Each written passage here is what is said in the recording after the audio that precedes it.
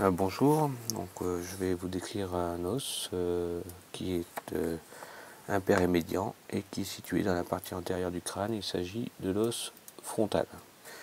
Cet os frontal entre dans la composition de la voûte du crâne, donc la voûte du crâne qui est ici, qu'on appelle aussi la calvaria, et donc participe à la partie antérieure ici de la base du crâne.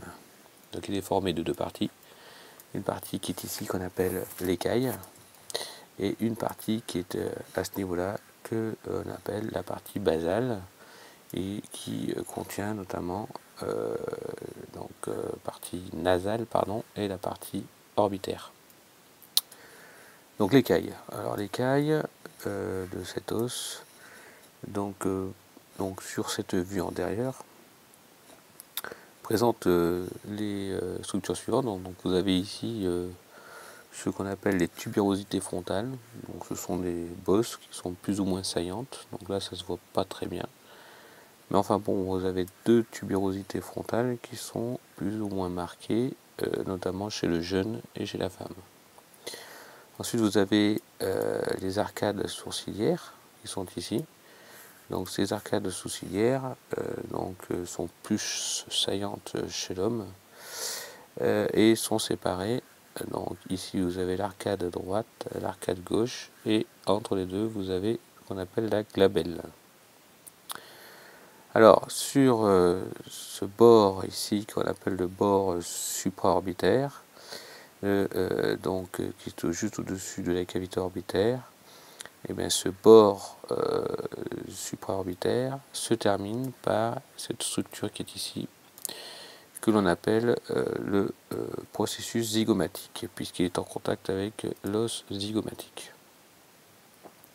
Alors ce bord est marqué par une incisure, ce qu'on appelle l'incisure supraorbitaire, et puis vous avez une incisure frontale. Donc vous avez le canal supraorbitaire et l'incisure frontale qui est à ce niveau-là. Donc pour la partie interne de cet os, donc on va regarder un petit peu ce qui se passe à l'intérieur. Donc on va enlever l'os occipital. Donc sur cette partie interne, alors on pourrait remarquer la présence d'un sillon ici qui n'est pas bien marqué, mais vous auriez un sillon ici, et ce sillon c'est le sillon du sinus sagittal supérieur.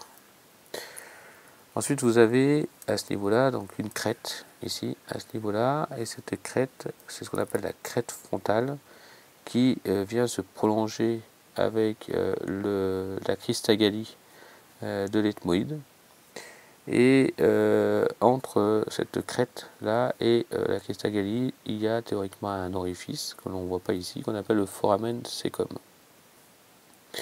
Alors cette crête frontale et la cristagalie donnent insertion à la fosse du cerveau qui sépare les deux hémisphères. Alors le bord pariétal, donc ici vous avez un bord, vous voyez le bord de l'os frontal, et ce bord d'os de l'os frontal, vous voyez, il est en contact avec le pariétal, vous voyez, l'os pariétal, mais il est également en contact avec la grandelle du sphénoïde. Donc là tout ça, vous avez le bord de l'os frontal. Alors quant à la partie nasale, alors la partie nasale si on isole cet os, on va essayer de le décrire un peu mieux. Vous voyez cette partie nasale forme un V ouvert en bas et il s'articule, donc comme j'ai pu vous le montrer ici, avec l'os nasal, les os nasaux en avant, mais également avec le processus orbitaire, processus frontal de l'os maxillaire. Donc là vous avez un processus frontal de l'os maxillaire. Il s'articule, donc cette partie nasale s'articule également, alors on ne le voit pas, mais ici vous avez l'os ethmoïde, et cette partie nasale ici vient s'articuler avec la lame perpendiculaire de l'ethmoïde. Alors je reviens sur cet os. Donc on a sur cette face postérieure, hein, donc cette vue interne, on a l'incisure ethmoïdale dans laquelle vient s'encastrer la lame criblée, d'accord, qui est ici. Pour la partie orbitaire, donc là la partie orbitaire qui est ici, on pourrait décrire éventuellement la face orbitaire qui est ici, à ce niveau-là. Cette face orbitaire ménage une fosse qui est ici, une fosse, c'est la fosse de la glande lacrymale. Et puis de ce côté, vous avez une petite fossette qu'on appelle la fossette trochléaire. Pour donc montrer ça de plus près, eh bien,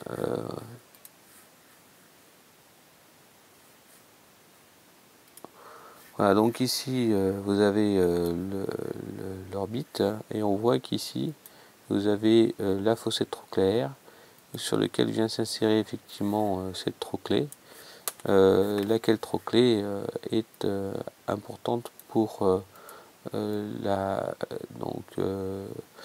flexion du muscle supérieur oblique de l'œil, qu'on verra dans une autre capsule. Voilà donc pour cette os frontale qui est un os principal formant une partie de la calvaria et une partie du squelette facial. Voilà, bon courage.